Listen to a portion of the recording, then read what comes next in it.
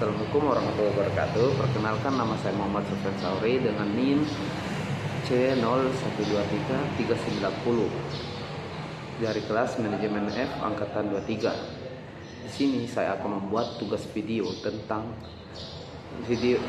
presentasi untuk memenuhi salah satu tugas dari mata kuliah manajemen dan perbankan. Baik, tanpa basa-basi kita mulai saja video.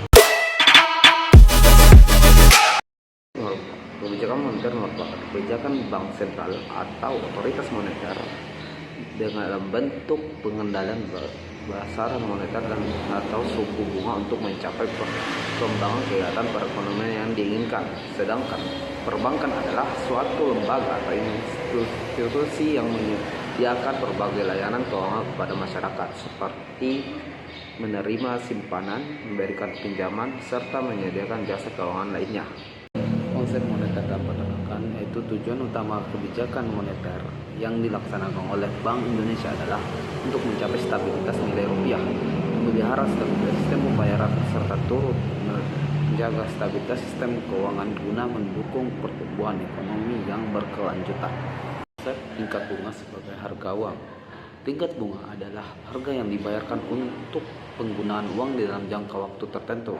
Konsep ini didasarkan pada prinsip time value of money atau nilai waktu uang, yang menyatakan bahwa uang yang tersedia saat ini berharga daripada uang yang sama di masa depan karena berpotensi penghasilannya. Adapun pula faktor-faktor yang mempengaruhi tingkat bunga, yaitu kebijakan fiskal, inflasi, risiko kredit, kondisi ekonomi, dan kebijakan moneter bank sentral. Selanjutnya yaitu pasar uang.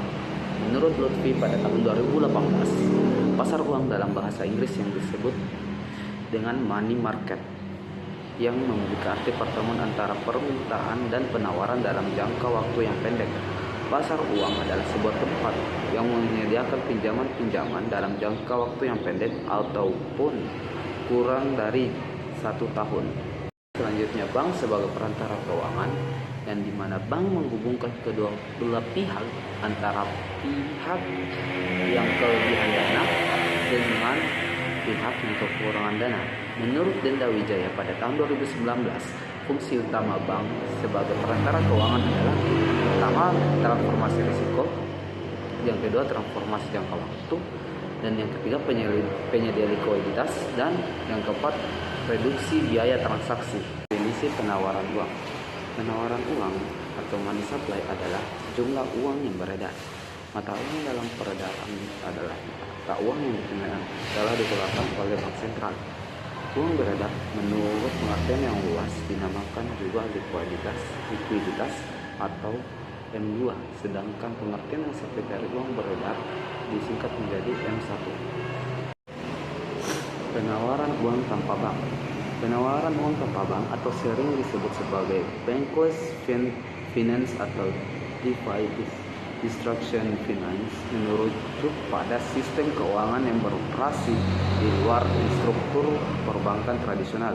Sistem ini memanfaatkan teknologi blockchain dan kriptografi untuk memfasilitasi bagian layanan keuangan. Masalah dalam kebijakan moneter. Salah satu dalam masalah kebijakan moneter yaitu keterbatasan transmisi kebijakan moneter dan pass-through effect. Transmisi kebijakan moneter merujuk pada proses di mana kebijakan moneter yang ditetapkan oleh bank sentral seperti perubahan suku bunga atau jumlah uang beredar mempengaruhi variabel ekonomi makro seperti inflasi, pertumbuhan ekonomi, dan lapangan kerja. Namun, proses ini tidak selalu berjalan lancar dan dapat menghadapi berbagai keterbatasan. Inflasi, fenomena ekonomi yang terjadi ketika harga barang dan jasa mengalami kenaikan secara umum dan terus-menerus dalam periode tertentu, merupakan isu kompleks dan memiliki implikasi yang luas terhadap stabilitas ekonomi dan kesejahteraan masyarakat. Mengapa inflasi terjadi? Inflasi terjadi karena disebabkan oleh pertama, faktor permintaan, kedua, faktor penawaran, ketiga, inflasi campuran, dan keempat, inflasi ekspektasi. Dampak inflasi. Ada beberapa dampak yang terjadi bila inflasi terjadi, yaitu pertama, penurunan daya beli. Yang kedua, ketidakpastian ekonomi. Yang ketiga, pengaruh terhadap tabungan. Yang keempat, ketidakadilan sosial.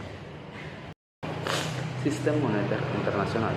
Sistem moneter internasional adalah kerangka yang mengatur hubungan moneter antar negara dengan tujuan memfasilitasi perdagangan internasional, investasi, dan pertumbuhan ekonomi.